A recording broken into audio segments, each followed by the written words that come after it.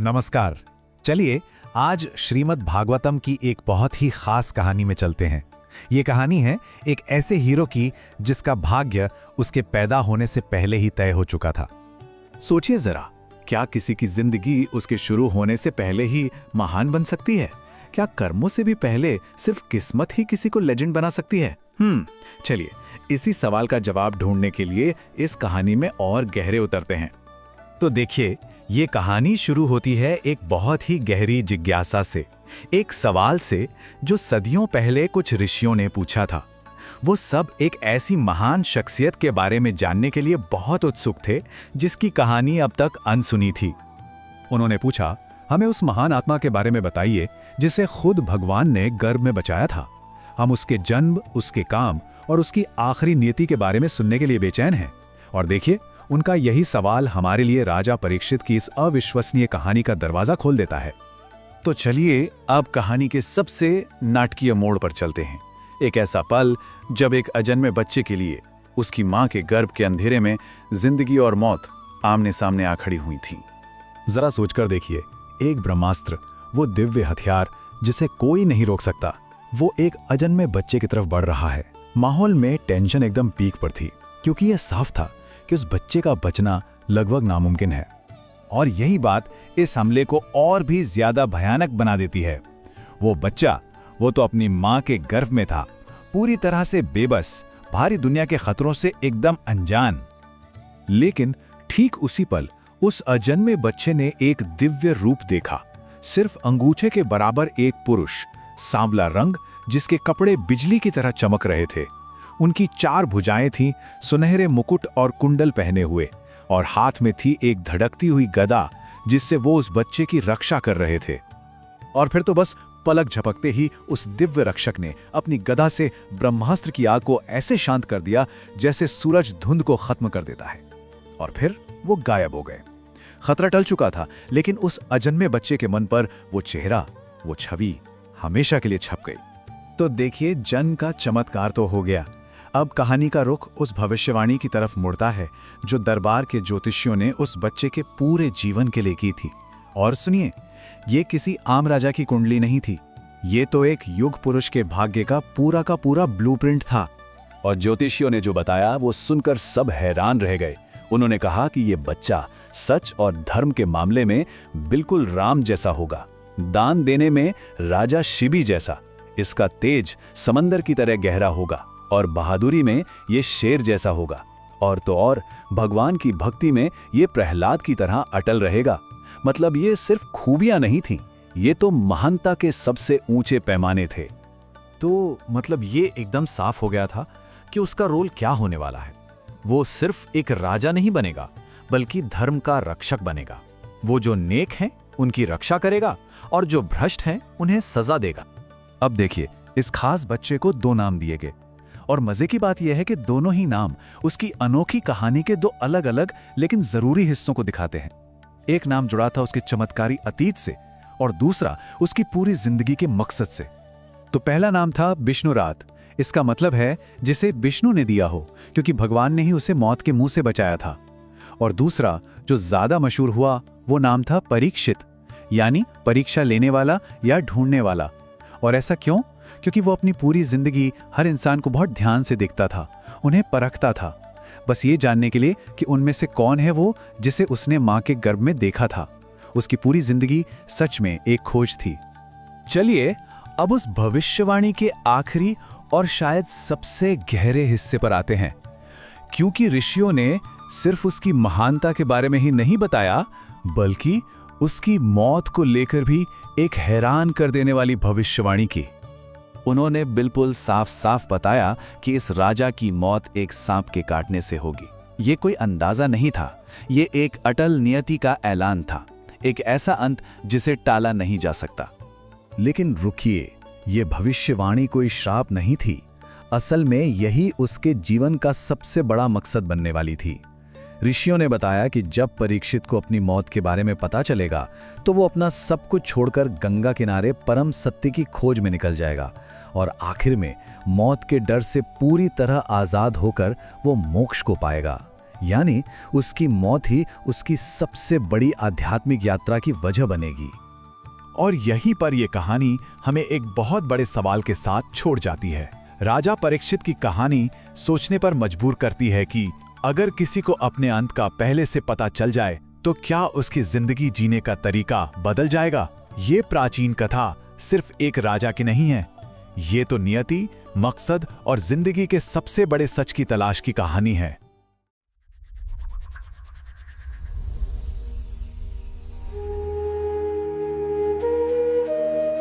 किसी कहानी की शुरुआत कहाँ से होती है? जन्म से। पर क्या हो अगर कोई कहानी जन्म से भी पहले माँ के गर्भ में ही शुरू हो जाए और ये कोई शांत सुरक्षित शुरुआत न हो, बल्कि एक विनाशकारी हथियार से बचने की कहानी हो। आज हम श्रीमद् भागवतम के प्रथम स्कंद के 12वें अध्याय से निकली एक ऐसी ही कहानी की परतों को खोल रहे हैं। ये सिर्फ एक राजा के जन्म का वृतांत नहीं है। नहीं, ये उस क्षण का वर्णन है जब एक युग की राख से दूसरे युग का अंकुर फूट रहा था, और उस अंकुर को बचाने के लिए स्वयं ईश्वर को हस्तक्षेप करना पड़ा। बिल्कुल। हम बात कर रहे हैं राजा परीक्षित की। आज हम समझेंगे कि गर्भ में हुई उस एक घटना ने उनके पूरे जीवन को कैसे आकार दिया। उनके जन्म के समय की गई भविष्यवाणियां सिर्फ भविष्य नहीं, बल्कि एक आदर्श राजा का ब्लूप्रिंट कैसे थी, और कैसे उनकी कहानी हमें नियति और ज्ञान के बारे में बहुत कुछ सिखाती है। तो चलिए शुरू करते हैं। तो कहानी की शुरुआत वहीं से करते हैं, उत्तरा के गर्भ से। महाभारत का युद्ध समाप्त हो चुका है, पर प्रतिशोध की आग अभी भी जल रही है। सही। अश्वत्थामा ने पांडव वंश को जड़ से मिटाने के लिए ब्रह्मास्त्र का प्रयोग किया है, और उसका निशाना है वो शिशु जो उत्तरा के गर्भ में पल रहा है। और हमें ये समझना होगा कि ब्रह्मास्त्र कोई साधारण अस्त्र नहीं है ना। बिल्कुल नहीं। ये उस युग का शायद सबसे विनाशकारी हथियार है। एक तरह का कह सकते हैं आणविक अस्त्र, जिसका प्रयोग वर्जित था, खासकर निहत्थे और असहाय लोगों पर। हाँ, और गर्भ में एक शिशु पर इसका प्रयोग करना ये सिर्फ क्रूरता नहीं, बल्कि धर्म और क्षत्रिय मर्यादा के पूर्ण पतन का संकेत था। और उसी विनाश के बीच वो शिशु गर्भ में एक अद्भुत दृश्य देखता है। वो जल रहा है, उस तेज को सह नहीं पा रहा, और तभी उसे एक दिव्य पुरुष दिखाई देता है। श्रीमद् भागवतम में इसका वर्णन बहुत बहुत सजीव है। अंगूठे के बराबर आकार का एक तेजोमय व्यक्तित्व। अच्छा, श्याम वर्ण, बिजली की तरह चमकते पीले वस्त्र, सिर पर स्वर्ण मुकुट और 4 भुजाएं, और हाथों में गदा। हाँ, जिसमें वे अपनी गदा को एक उल्का पिंड की तरह घुमा रहे हैं। और यहाँ ये वाकई अविश्वसनीय हो जाता है। उस गदा के घूमने से जो तेज निकल रहा है, वो ब्रह्मास्त्र की अग्नि को शांत कर रहा है, बिल्कुल वैसे ही जैसे सूरज की गर्मी ओस को सोख लेती है। तो उस शिशु की पहली स्मृति, इस दुनिया का पहला अनुभव एक दिव्य रक्षक का है। वो दिव्य पुरुष स्वयं भगवान श्री कृष्ण थे।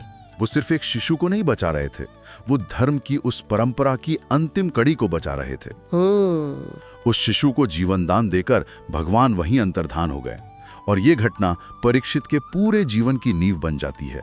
वो ईश्वर द्वारा रक्षित हैं, ईश्वर द्वारा चुने गए हैं। जरा सोचिए, इसका मनोवैज्ञानिक असर क्या पड़ा होगा। बिल्कुल। किसी का पहला अनुभव ही एक महाविनाश और एक चमत्कारी बचाव का हो, तो उसका दुनिया को देखने का नजरिया कैसा होगा। सही कहा। और यही सवाल उनके नाम में और उनके जीवन के उद्देश्य में झलकता है। अच्छा। उस दिव्य बचाव के बाद जब सभी ग्रह नक्षत्र शुभ स्थिति में थे, तो परीक्षित का जन्म होता है। हस्तिनापुर में उत्सव का माहौल है, और राजा युधिष्ठिर इतने प्रसन्न हैं कि वो ब्राह्मणों को बुलाकर जातकर्म संस्कार करवाते हैं। जी। और जातकर्म संस्कार ये सिर्फ एक रस्म नहीं है। नहीं, इसका कुछ गहरा महत्व है। निश्चित रूप से ये उस नवजात आत्मा का संसार में एक औपचारिक स्वागत है, और इस अवसर पर युधिष्ठिर ने उदारता की सारी सीमाएं तोड़ दी। उन्होंने सोने, गायों, गांवों, हाथियों, घोड़ों का बहुत दान दिया। हाँ, भरपूर दान दिया। और फिर वो क्षण आता है जब युधिष्ठिर उन ज्ञानी ब्राह्मणों से पूछते हैं, इस बालक का भविष्य कैसा होगा। और ब्राह्मण सबसे पहले बालक के एक नाम का कारण बताते हैं, जो सीधा उस गर्भ की घटना से जुड़ा है। क्या कहते हैं वो? वे कहते हैं कि जब कुरु वंश का नाश हो रहा था, तब भगवान विष्णु की कृपा से ही इस बालक की रक्षा हुई। इसलिए संसार में इसका एक नाम विष्णुरात होगा। विष्णुरात, मतलब स्वयं विष्णु द्वारा दिया गया। बिल्कुल, ये नाम उसके जन्म के चमत्कार पर एक आधिकारिक मुहर की तरह था। ये नाम तो एकदम सटीक है, लेकिन युधिष्ठिर के मन में एक और गहरी चिंता थी। वो जानना चाहते थे कि क्या यह बालक अपने महान पूर्वजों की तरह यशस्वी बनेगा? हाँ, पुण्यात्मा बनेगा। और यहाँ से भविष्यवाणियों का जो सिलसिला शुरू होता है वो हैरान करने वाला है। ये सिर्फ एक लिस्ट नहीं है। नहीं, ये एक आदर्श राजा का घोषणा पत्र है। सही कहा। ब्राह्मण कहते हैं प्रजा का पालन करने में ये इक्ष्वाकु की तरह होगा।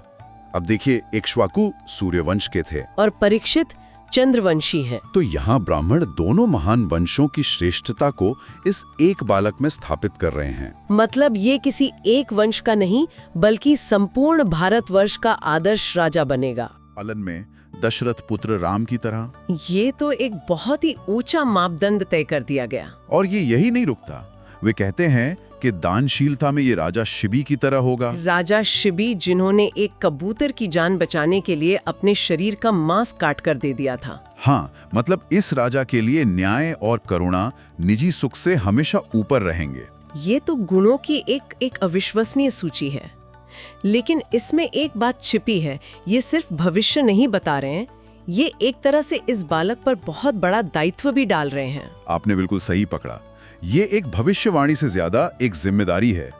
वो आगे कहते हैं, यश फैलाने में ये दुष्यंत पुत्र भरत के समान होगा, जिनके नाम पर इस देश का नाम है। धनुर्विद्या में अपने प्रपितामह अर्जुन के समान, पराक्रम में सिंह जैसा, गंभीरता में समुद्र जैसा। मतलब हर महान गुण को इस बालक में समेट दिया। और अंत में सबसे बड़ी बात कही। हाँ, वो क्या थी? इस सभी सद्गुणों में ये अंततः भगवान श्री कृष्ण का ही अनुगामी होगा। अच्छा, ये परम आदर्श था। मतलब परीक्षित को सिर्फ एक महान राजा ही नहीं, बल्कि एक राज ऋषि बनना था। लेकिन इन्हीं सब महान भविष्यवाणियों के बीच ब्राह्मण एक ऐसी बात भी बताते हैं जो किसी भी उत्सव के माहौल को खत्म कर सकती है। वो परीक्षित की मृत्यु के बारे में बताते हैं। और यही इस कथा का सबसे गहरा बिंदु है, जन्म के उत्सव में मृत्यु की बात। वे कहते हैं कि इस बालक की मृत्यु एक ब्राह्मण पुत्र के श्राप के कारण तक्षक नाग के काटने से होगी। एक मिनट, ये तो बहुत अजीब है। जन्म के दिन ही मृत्यु का तरीका और कारण बता देना, ये तो किसी वरदान से ज्यादा श्राप जैसा लगता है। ऊपरी तौर पर तो ऐसा ही लगता है, लेकिन यही रहस्य छुपा है। ब्राह्मण आगे बताते हैं कि जब उसे अपनी मृत्यु का समाचार मिलेगा तो वो डरेगा नहीं, भयभीत नहीं होगा। नहीं, वो संसार के सारे मोह और आसक्ति को त्याग कर गंगा तट पर जाकर मोक्ष के लिए भगवान का ध्यान करेगा। तो मतलब उसकी मृत्यु एक त्रासदी नहीं, बल्कि उसकी मुक्ति का साधन बनेगी। बिल्कुल।